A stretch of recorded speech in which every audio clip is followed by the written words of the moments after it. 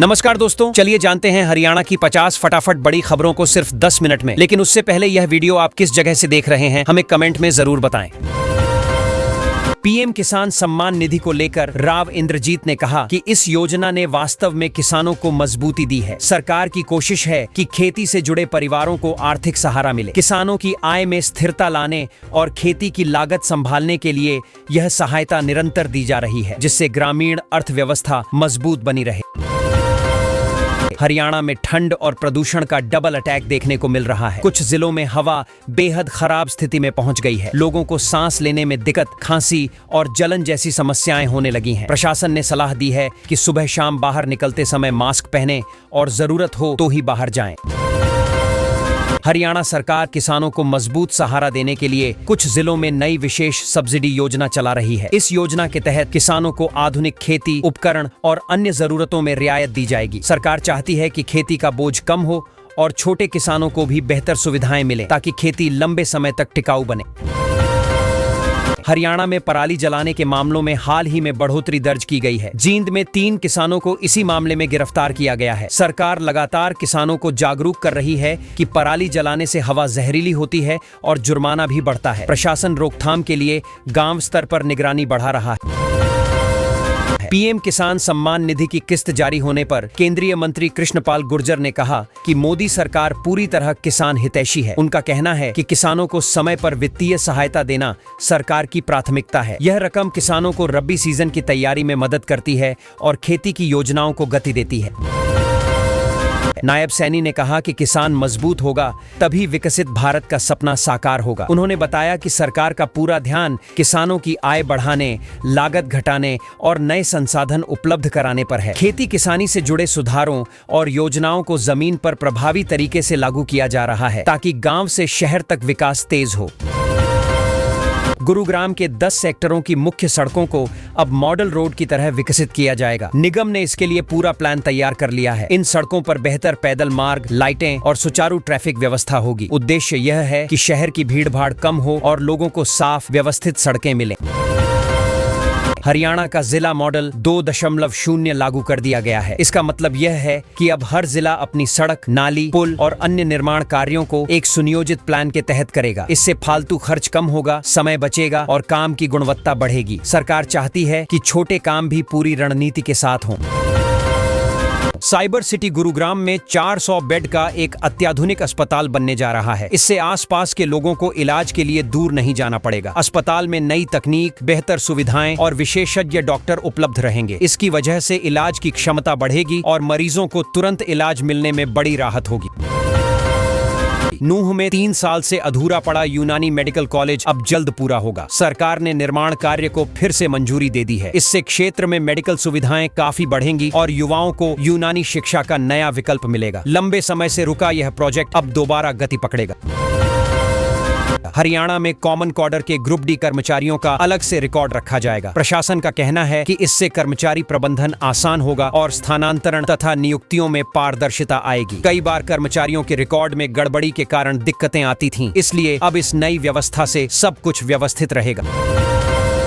हरियाणा की सभी ITI में एक्सीलेंस सेंटर खोले जाएंगे। हालांकि 3 जिलों को अभी इसमें शामिल नहीं किया गया है। सरकार का उद्देश्य है कि युवाओं को आधुनिक कौशल मिले और उद्योगों की जरूरतें पूरी हों। इन केंद्रों में बेहतर मशीनें, ट्रेनिंग और प्रैक्टिकल सुविधाएं दी जाएंगी, ताकि रोजगार के अवसर बढ़ें। हरियाणा में असिस्टेंट प्रोफेसर ट्रांसफर ड्राइव का शेड्यूल जारी कर दिया गया है। शिक्षकों को एक तय तारीख से आवेदन करना होगा। इस प्रक्रिया को ऑनलाइन रखा गया है, ताकि पारदर्शिता बनी रहे। लंबे समय से कई शिक्षक स्थानांतरण का इंतजार कर रहे थे। ऐसे में यह कार्यक्रम उनके लिए राहत लेकर आया है।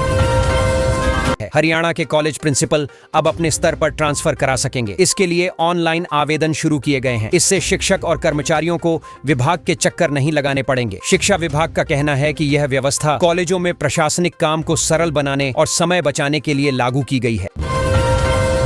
हरियाणा के स्कूलों में एक जिले में शिक्षकों को मोबाइल चलाने पर रोक लगा दी गई है। शिक्षा अधिकारी ने साफ निर्देश दिए हैं कि क्लास के समय मोबाइल का इस्तेमाल न हो, ताकि पढ़ाई प्रभावित न हो। कई शिकायतें आ रही थीं कि शिक्षक पढ़ाने के बजाय फोन में व्यस्त रहते हैं, इसलिए यह कदम सख्ती से लागू होगा। होगा। HBSE ने हरियाणा NMMS 2025 का एडमिट कार्ड जारी कर दिया है। छात्र आसानी से ऑनलाइन इसे डाउनलोड कर सकते हैं। परीक्षा देने वाले बच्चों के लिए यह महत्वपूर्ण चरण है क्योंकि यह स्कॉलरशिप योजना गरीब लेकिन प्रतिभाशाली छात्रों की मदद करती है। अभिभावक और स्कूलों को भी बच्चों को समय पर तैयारी कराने के निर्देश दिए गए हैं।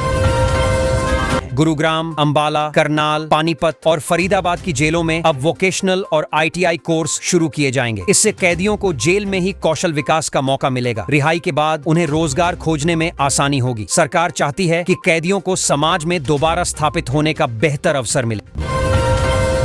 हरियाणा रोडवेज में अप्रेंटिस के लिए एक सुनहरा अवसर निकला है। विभाग युवाओं को प्रशिक्षण देगा और भविष्य में नौकरी के अवसर भी खुल सकते हैं। कई युवाओं के लिए यह अनुभव बेहद उपयोगी साबित होगा। यह पहल युवाओं को तकनीकी कौशल देने और उन्हें रोजगार योग्य बनाने की दिशा में महत्वपूर्ण कदम है। हरियाणा में 2 अधिकारियों को निलंबित किया गया है और 6 जिलों पर विशेष निगरानी रखी जा रही है। विभाग को कुछ अनियमितताओं की शिकायतें मिली थीं, जिसके बाद यह कार्रवाई की गई। प्रशासन अब लगातार निगरानी बढ़ा रहा है ताकि सरकारी कामकाज में पारदर्शिता बनी रहे और जनता को बेहतर सेवाएं मिलती रहें। हरियाणा में जल्द ही आतंकवाद निरोधक प्रकोष्ठ यानी एंटी टेरर यूनिट स्थापित हो सकती है। सरकार सुरक्षा व्यवस्था को और मजबूत करना चाहती है। बढ़ते साइबर और आतंकी खतरों को देखते हुए यह प्रकोष्ठ महत्वपूर्ण भूमिका निभाएगा। इससे खुफिया निगरानी, कार्रवाई और राज्य की सुरक्षा तैयारियां और अधिक मजबूत होंगी।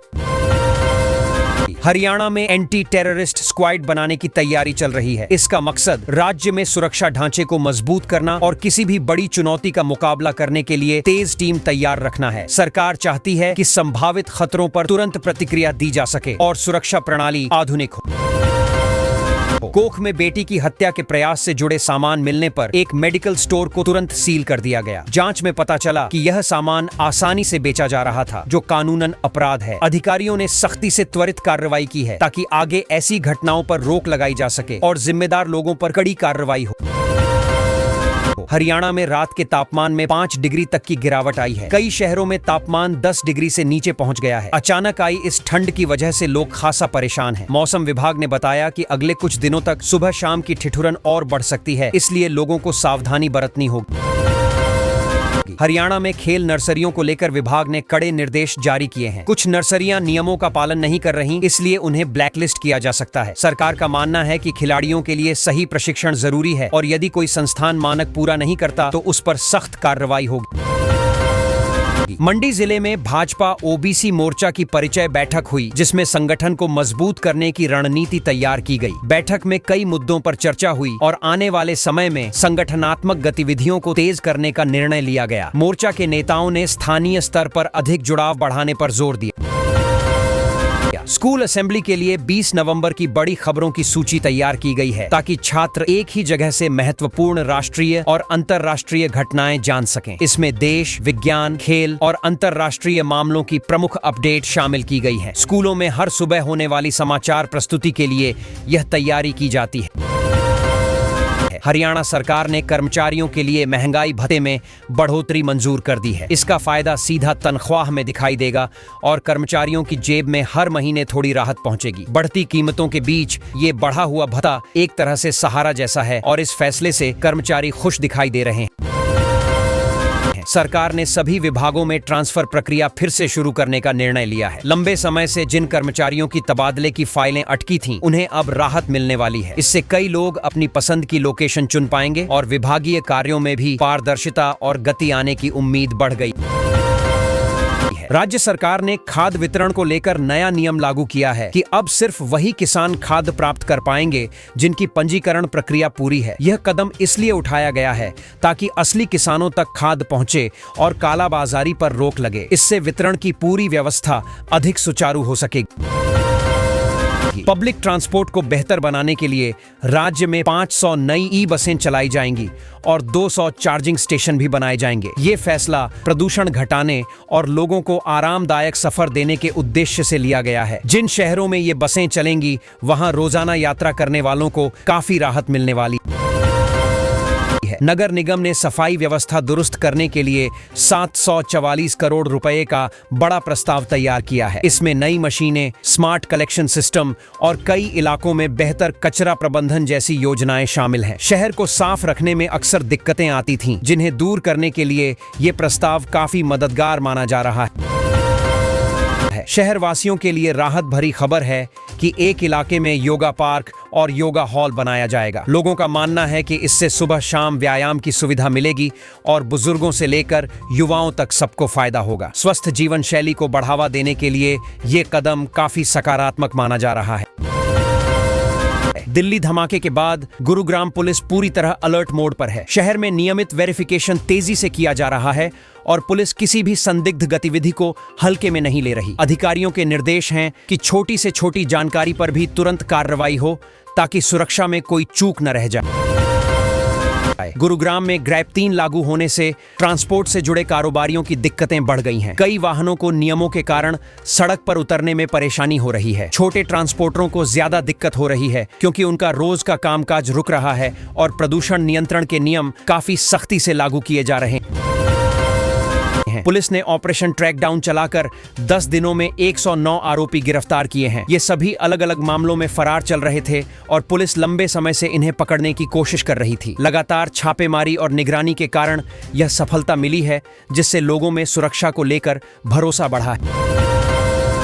गुरुग्राम के एक इलाके की 8 सड़कों को मॉडल सड़क बनाने का काम शुरू होने वाला है। इन सड़कों पर अच्छे फुटपाथ, लाइटिंग और सुंदरता बढ़ाने के लिए पौधे लगाए जाएंगे। प्रशासन चाहता है कि रात में भी लोग सुरक्षित और आराम से निकल सकें और सड़कों की हालत एकदम साफ सुथरी दिखाई दे। हरियाणा सरकार ने 1984 के सिख दंगों में प्रभावित परिवारों को बड़ी राहत दी है। मंत्रिमंडल की मंजूरी के बाद अब उन परिवारों के सदस्य को सरकारी नौकरी दी जाएगी। इससे लंबे समय से न्याय और मदद का इंतजार कर रहे परिवारों को स्थायी सहारा मिलेगा और उनकी आर्थिक स्थिति भी मजबूत होगी। हरियाणा में संपत्ति पंजीकरण का पूरा सिस्टम आधुनिक बनाया गया है, लेकिन इसमें अभी भी कई तकनीकी गड़बड़ियां आ रही हैं। लोग रजिस्ट्री कराने जाते हैं तो पोर्टल बार बार बंद हो जाता है, जिससे देरी और परेशानी होती है। सरकार का कहना है कि सिस्टम को दुरुस्त करने का काम तेजी से चल रहा है। कृषि मंत्री ने किसानों से अपील की है कि वे पराली को जलाने के बजाय सरकार द्वारा दिए गए विकल्पों का इस्तेमाल करें। उन्होंने बताया कि मशीनों पर सब्सिडी भी दी जा रही है और प्रबंधन के कई तरीके उपलब्ध हैं। मंत्री ने कहा कि अगर किसान सहयोग करेंगे तो प्रदूषण में काफी कमी लाई जा सकती है। राज्य भर में पराली की घटनाएं कम हुई हैं, लेकिन जींद जिले में सबसे ज्यादा मामले दर्ज हुए हैं। कुल 152 मामलों ने प्रशासन को चिंता में डाल दिया है। अधिकारी लगातार गांवों में जाकर किसानों को समझा रहे हैं और उन्हें विकल्प अपनाने के लिए प्रेरित कर रहे हैं, ताकि समस्या और न बढ़े। फरीदाबाद में गृह मंत्री अमित शाह ने उत्तरी क्षेत्रीय परिषद की अहम बैठक की, जिसमें राज्यों के बीच समन्वय, सुरक्षा, विकास योजनाएं और सीमाओं से जुड़े विषयों पर गहन चर्चा हुई। शाह ने कहा कि सभी राज्यों को मिलकर काम करना होगा, ताकि नागरिकों को बेहतर सुविधा और सुरक्षा मिल सके। हरियाणा पुलिस ने ऑपरेशन ट्रैक डाउन चलाकर सिर्फ एक दिन में 257 अपराधियों को पकड़ लिया। इसमें हत्या, अवैध हथियार और चोरी जैसे गंभीर मामलों में वांछित आरोपी भी शामिल थे। पुलिस का दावा है कि ऐसे अभियान लगातार चलते रहेंगे, जिससे अपराधियों पर काबू पाया जा सके।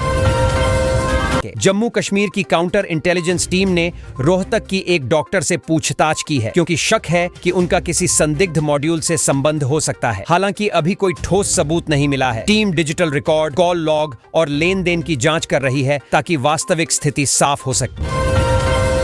कांग्रेस नेताओं ने राज्यपाल से मुलाकात कर कहा कि इस बार कई जिलों में किसानों की फसल खराब हुई है, लेकिन सरकार सर्वे सही तरीके से नहीं कर रही। उन्होंने मांग की कि नुकसान का निष्पक्ष आकलन कराया जाए, ताकि किसानों को उचित मुआवजा मिल सके और उनका आर्थिक नुकसान कम हो सके। दिल्ली में हुए बम धमाके में जिस कार का इस्तेमाल किया गया था, उसके मालिक को गुरुग्राम से हिरासत में लिया गया है। अब पुलिस यह पता लगा रही है कि वाहन मालिक की इसमें क्या भूमिका थी। यह भी जांच की जा रही है कि कार चोरी हुई थी, किराए पर गई थी या किसी और ने इसका गलत फायदा उठाया। इस बार पराली जलाने की घटनाओं में पूरे राज्य में रिकॉर्ड गिरावट आई है। इसका असर साफ हवा की गुणवत्ता पर दिख रहा है। कई शहरों में स्मॉग पहले की तुलना में कम हो गया है। प्रशासन यह मान रहा है कि किसानों की जागरूकता, मशीनें और सरकार की सख्ती, तीनों का संयुक्त असर है। फरीदाबाद में पकड़े गए डॉक्टर पर विस्फोटक मामले में आरोप लगे हैं, लेकिन उनके परिवार का कहना है कि डॉक्टर पूरी तरह निर्दोष है और किसी भी आतंकी संगठन से उनका कोई संबंध नहीं है। परिवार का दावा है कि जांच गलत दिशा में जा रही है और उनकी बात को भी सुना जाना चाहिए। रोहतक के दोहरे हत्याकांड में पुलिस ने 3 आरोपियों को एनकाउंटर के बाद गिरफ्तार किया है। आरोपी भागने की कोशिश कर रहे थे, लेकिन पुलिस ने उन्हें पकड़ लिया। अब उनसे पूछताछ की जा रही है ताकि घटना की असली वजह और इसमें शामिल अन्य लोगों का पता लगाया जा सके।